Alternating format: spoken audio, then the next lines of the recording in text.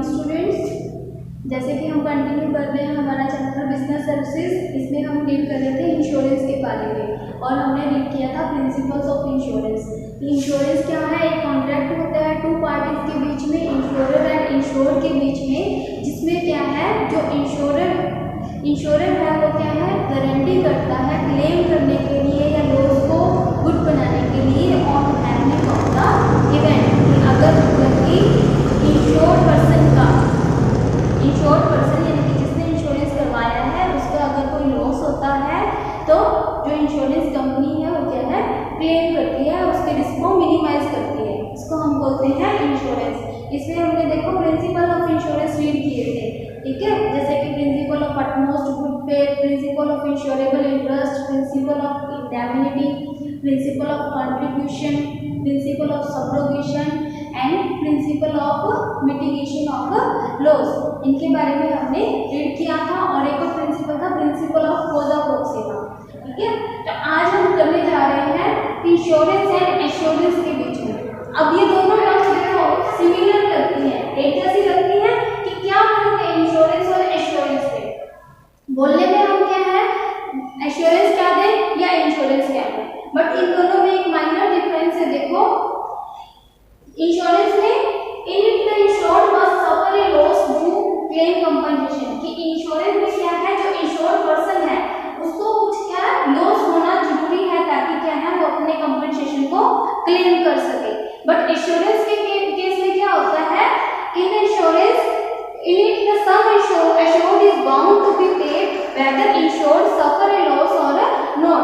But assurance में क्या होता है कि जो एश्योर्ड पर्सन है उसको क्या है क्लेम किया जाता है whether उसको लॉस हुआ है या नहीं हुआ। जैसे कि life insurance policy as example हम देखते हैं कि हमने लाइफ इंश्योरेंस करवाया। अब लाइफ इंश्योरेंस हम करवाते हैं, मान लो कि हमने 20 इयर्स के लिए लाइफ इंश्योरेंस करवाया। अब ये हम क्या है पहले से एस्टिमेट तो नहीं कर सकते कि एक पर्सन क्या है पर्टिकुलर टाइम के बाद क्या इसकी डेथ हो जाएगी, ठीक है।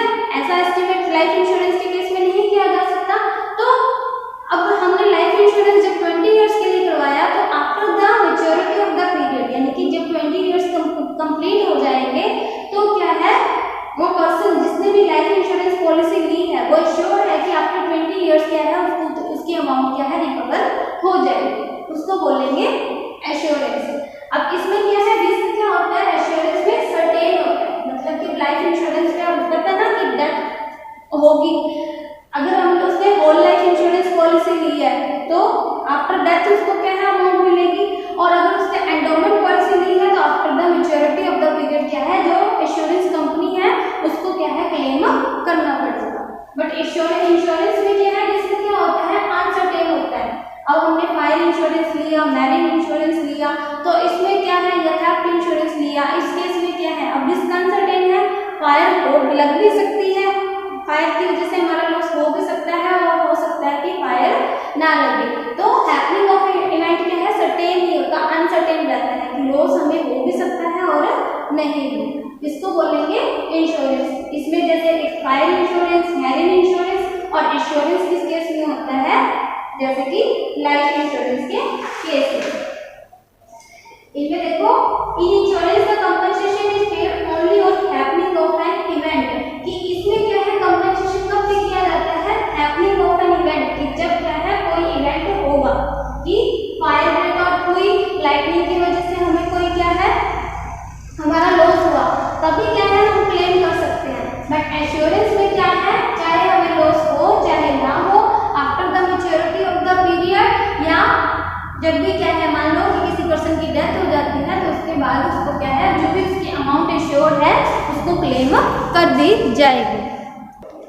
अब इसके बाद देखो हमारा नेक्स्ट टॉपिक है टाइप्स ऑफ इंश्योरेंस, कि इंश्योरेंस कितने टाइप के होते हैं। देखो इंश्योरेंस के कई टाइप होते हैं, life insurance, fire insurance, marine insurance and health insurance, जिसमें सबसे पहले हम देखते हैं लाइफ इंश्योरेंस के बारे में, ठीक है। लाइफ इंश्योरेंस देखो लाइफ इंश्योरेंस पॉलिसी हम क्यों लेते हैं, या तो क्या है हमें ये रिस्क हो कि हम बहुत जल्दी हमारी डेथ हो जाएगी, या in case of risk of dying too late, कि अगर हमारी डेथ बहुत लेट है, अगर मतलब कि हम ऐसा लगता है कि जो हमारी डेथ है वो बहुत जल्दी हो जाएगी तो हम life insurance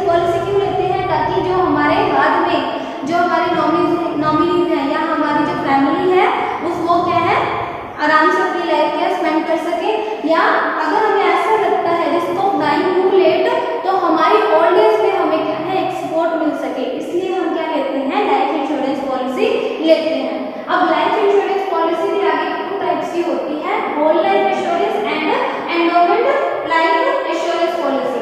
whole life insurance policy क्या होती है, जब क्या है हम अपनी पूरी लाइफ के लिए, मोस्टली इसकी जो लिमिट होती है कितनी होती है 95 to 100 ईयर्स तक ये चलती है। मतलब कि जब हम ऐसा है कि इसमें क्लेम हमें कब मिलेगा, after the death of a person, कि जब उस पर्सन की डेथ हो जाएगी, ठीक है, उसके बाद इसको क्लेम मिलेगा, कंपनसेशन मिलेगा। But endowment life insurance policy कितनी होती है, इसकी मोस्टली टाइम लिमिट क्या होती है 20 to 30 ईयर्स कि ये इसमें जो भी अगर हम एंडोमेंट लाइफ इंश्योरेंस पॉलिसी ले रहे हैं तो एक फिक्स मैच्योरिटी पीरियड के बाद हमें क्या है जो भी हमने अमाउंट इंश्योर करवाई थी वो हमें मिल जाएगी, ठीक है। 2 टाइप्स की है, whole life insurance and endowment life insurance policy.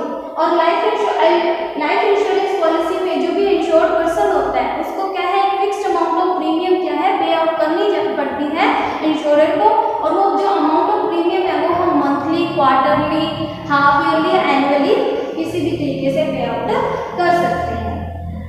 इसमें कौन कौन से प्रिंसिपल एप्लीकेबल नहीं है, ठीक है, principle of indemnity, contribution and subrogation, ये तीनों प्रिंसिपल्स क्या है लाइफ इंश्योरेंस पे एप्लीकेबल नहीं है। क्यों एप्लीकेबल नहीं है, क्यों एप्लीकेबल नहीं है, क्योंकि अब प्रिंसिपल ऑफ इंडेमनिटी हमें क्या बताता था कि हम कितनी अमाउंट कंपनसेट कर सकते हैं, ठीक है, इंश्योरेंस कंपनी से। अब जो लाइफ इंश्योरेंस पॉलिसी है हम किसी की लाइफ की वैल्यू तो कैलकुलेट नहीं कर सकते इन टर्म्स ऑफ मनी, तो इस कारण क्या है जो principle of indemnity, contribution and subrogation इस पे अप्लाई नहीं होते, और ना ही क्या है हम किसी की डेड बॉडी को सेल करके कुछ रिकवर कर सकते हैं, ठीक है। तो इसलिए क्या है ये तीनों प्रिंसिपल्स इसके एप्लीकेबल नहीं होते। But principle of utmost good faith ये मोस्ट स्ट्रिक्टली इस पे एप्लीकेबल होता है, क्योंकि जब भी हम लाइफ इंश्योरेंस पॉलिसी ले रहे हैं तो दोनों पार्टीज को एक दूसरे के बारे में सारे फैक्ट्स डिस्क्लोज करना बहुत जरूरी होता है। और इंश्योरेबल इंटरेस्ट जो प्रिंसिपल है वो भी एप्लीकेबल है, क्योंकि लाइफ इंश्योरेंस पॉलिसी हम ले रहे हैं तो वो किसी अपने के लिए लेने चाहिए, मतलब कि लाइफ इंश्योरेंस पॉलिसी हम अपने स्पाउस के लिए, हम अपने चिल्ड्रंस के लिए ले सकते हैं, बट किसी स्ट्रेंजर के लिए हम लाइफ इंश्योरेंस पॉलिसी नहीं ले सकते, ठीक है। ये था लाइफ इंश्योरेंस पॉलिसी। सेकंड है फायर इंश्योरेंस पॉलिसी। अब फायर इंश्योरेंस क्या है, ये भी एक कॉन्ट्रैक्ट है जिसमें क्या है एक पार्टी क्या है एग्री करती है to return the consideration to the other party to indemnify the other party for the financial loss which the latter may suffer due to damage to the property insured. कि अगर मतलब कि जैसे कि इंश्योरेंस इसमें क्या है कॉन्ट्रैक्ट होता है ये इंश्योरर और इंश्योर्ड के बीच में, जिसमें जो इंश्योरर है वो क्या है क्लेम करता है लॉस किसका, इंश्योर्ड का। अगर वो स्पेसिफिक जो भी सब्जेक्ट मैटर है वो पर्टिकुलर सब्जेक्ट मैटर से रिलेटेड जो भी उसने इंश्योरेंस लिया है उसका लॉस रिकवर करने के लिए तो करवाया जाता है। और इसमें क्या है अगर लॉस हमें फायर की वजह से हुआ है तो ही क्या है हम हमारी अमाउंट है वो कंपनसेशन क्लेम कर सकते हैं, अदरवाइज नहीं कर सकते। फायर इंश्योरेंस में 3 टाइप्स का होता है, specific insurance, double insurance and reinsurance. Specific insurance particular time period के लिए और पर्टिकुलर सब्जेक्ट मैटर से रिलेटेड जब हमने फायर इंश्योरेंस पॉलिसी ले रखी हो। डबल इंश्योरेंस जब मोर देन 1 इंश्योरेंस पॉलिसी हमने ले रखी हो सेम सब्जेक्ट मैटर से रिलेटेड। सब्जेक्ट मैटर क्या है यहाँ पे, जैसे कि हमने अगर घर के लिए ली है इंश्योरेंस पॉलिसी तो यहाँ पे घर क्या हो गया वो सब्जेक्ट मैटर हो गया जिसके लिए हम इंश्योरेंस पॉलिसी ले रहे हैं। अगर फैक्ट्री प्रीमिसेस के लिए है तो वो हमारा सब्जेक्ट मैटर हो जाएगा। आगे री इंश्योरेंस मतलब कि जैसे ही हमारी फायर इंश्योरेंस पॉलिसी एक खत्म हुई हमने उसको री इंश्योर करवा दिया, दोबारा क्या है उसका इंश्योरेंस करवा दिया, तो ये क्या है री इंश्योरेंस पॉलिसी। इसके मेन एलिमेंट्स क्या है फायर इंश्योरेंस के, insurable interest should be present at the time of taking policy, कि जब भी हम फायर इंश्योरेंस पॉलिसी ले रहे हैं तो उस टाइम मतलब कि जिस भी सब्जेक्ट मैटर से हम रिलेटेड हम पॉलिसी ले रहे हैं तो उस सब्जेक्ट मैटर में में हमारा क्या है, इंश्योरेबल इंटरेस्ट होना जरूरी है। The contract of fire insurance is also a contract of utmost good faith. और जिस सब्जेक्ट मैटर से रिलेटेड हम फायर इंश्योरेंस पॉलिसी ले रहे हैं तो उससे रिलेटेड सारे जो फैक्ट्स हैं वो हमें डिस्क्लोज करने जरूरी होते हैं इंश्योरर को। जैसे कल भी आपको एक एग्जांपल बताया था कि अगर हमने फायर इंश्योरेंस करवाया है और हमारी फैक्ट्री से रिलेटेड, बट इलेक्ट्रॉनिक डिपार्टमेंट से हमें पहले एक नोटिस मिला हुआ है to change the wire of our factory premises, but ये बात क्या है, हम जो इंश्योरर है उसको नहीं बताते वाइल टेकिंग इंश्योरेंस पॉलिसी। तो अगर ये बात क्या है, जो इंश्योरेंस कंपनी को अगर बाद में पता चलती है कि हमें नोटिस मिला हुआ था to change the wiring of our factory premises, तो वो हो सकता है कि हमें क्लेम करने के लिए मना कर दे, क्योंकि हमें एक वार्निंग मिली हुई थी जिसको हमने फॉलो नहीं किया और इसके बारे में हमने उनको बताया भी नहीं। तो ये होता है fire insurance policy. The principle of indemnity is strictly applicable. Principle of indemnity क्या है, इस पे एप्लीकेबल होगा क्योंकि इसमें जितना हमें लॉस होगा उतना ही हम रिकवर कर सकते हैं इंश्योरेंस कंपनी से। The compensation is paid only when the loss is due to fire. और इसमें क्या है, कंपनसेशन हमें तभी दिया जाता है जब हमारा लॉस क्या है, फायर के कारण होगा। कोजा प्रिंसिपल ऑफ कोजा प्रॉक्सिमा यहाँ पे एप्लीकेबल होता है, मतलब कि नियरेस्ट कोज देखा जाता है कि हमारे लॉस होने का नियरेस्ट कारण, नियरेस्ट कोज क्या है। ठीक है, ये है हमारी फायर इंश्योरेंस पॉलिसी। आगे है marine insurance policy. Marine insurance policy मतलब कि सी पेरिल, स्टॉर्म की वजह से या कोलिजन ऑफ शिप्स या फिर due to water, sea water की वजह से अगर हमें कोई लॉस होता है तो उसको रिकवर करने के लिए हम कौन सी पॉलिसी लेते हैं, marine insurance policy. A contract of marine insurance can be defined as an arrangement under which the insurer undertakes to indemnify the insured in the manner and extent thereby acted against marine losses। कि marine losses से बचने के लिए जो insured है वो एक insurance policy लेता है। मैरिन रिस्क क्या है, जैसे कि peril, sea peril, storm, collision, capture, seizure, sinking of ship या फिर शिप का डूबना, ये किसमें आएंगे, मैरिन इंश्योरेंस में इंक्लूड हो। अब मैरिन इंश्योरेंस के आगे देखो हम 3 काइंड्स के मैरिन इंश्योरेंस ले सकते हैं। सबसे पहले है कार्गो। कार्गो किसको बोलते हैं, कार्गो बोलते हैं गुड्स को। ठीक है, तो जब भी हम क्या है मैरिन इंश्योरेंस पॉलिसी लेते हैं तो हम क्या कार्गो इंश्योरेंस ले सकते हैं कि जो भी क्या है हम गुड्स डिलीवर करते हैं एक जगह से दूसरी जगह, तो हो सकता है रास्ते में वो डैमेज होने का डर रहता है, तो जो ओनर ऑफ द शिप है वो क्या है कार्गो इंश्योरेंस भी ले सकता है। This form of marine insurance includes the cargo और the goods contained in the ship and the personal belongings of the crew and the passengers, की जो भी क्या है पैसेंजर्स या क्रू मेंबर्स का जो भी पर्सनल चीजें हैं उनसे रिलेटेड भी हम इंश्योरेंस करवा सकते हैं। सेकंड है हल इंश्योरेंस। हल किसको बोलेंगे, हल शिप को बोलेंगे, किसको बोलेंगे, शिप को। ठीक है, हल इंश्योरेंस मोस्टली क्या है जो ओनर ऑफ द शिप होते हैं वो करवाते हैं, क्योंकि अब ड्यूरिंग द ट्रांजिट क्या है हमेशा ये एक थ्रेट रहता है कि जो शिप है हमारा वो किसी भी तरीके से ड्यू टू स्टॉर्म भी खराब हो सकता है या फिर कोलिजन की वजह से या सी पेरिल्स की वजह से हमारे शिप को नुकसान हो सकता है, तो उसको रिकवर करने के लिए क्या है हल इंश्योरेंस करवाया जाता है। Under this the whole ship is insured, it covers the insurance of the vessel and its equipments. Vessel यानी कि शिप और इसके इक्विपमेंट से related furniture, fittings, tools, machinery, fuel, engine, stores etcetera सबका इंश्योरेंस करवाना। ये मोस्टली क्या है जो भी ओनर्स होते हैं वो क्या है हल इंश्योरेंस करवाते हैं। नेक्स्ट है फ्रेट इंश्योरेंस।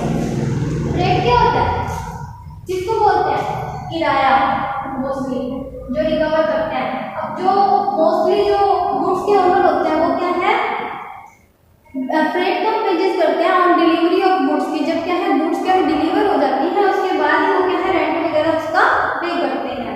तो जो कंपनी होती है, शिप कंपनी होती है, वो क्या है फ्रेट इंश्योरेंस भी लेते हैं, क्योंकि हो सकता है कि ड्यूरिंग द ट्रांजिट क्या है हमारी गुड्स डैमेज हो जाए जिसकी वजह से वो अपना फ्रेट भी क्या है रिकवर ना कर पाए। तो मोस्टली कंपनीज क्या है फ्रेट इंश्योरेंस भी करवाती हैं to recover their freight charges. Such insurance provides protection against the loss of freight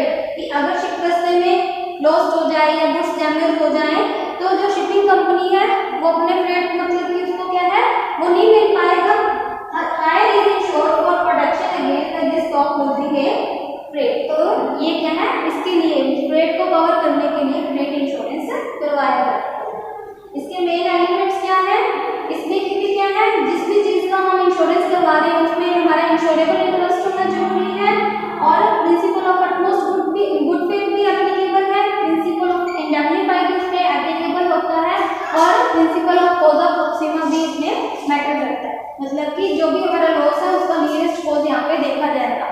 for example वो है कि अगर हम वीट बैग्स क्या करते हैं, ट्रांजिट कर रहे हैं, ठीक है, एक जगह से दूसरी जगह बाय शिप क्या है उनको सप्लाई करते हैं, और रास्ते में क्या है उससे रिलेटेड हमने मैरिन इंश्योरेंस पॉलिसी ले रखी है।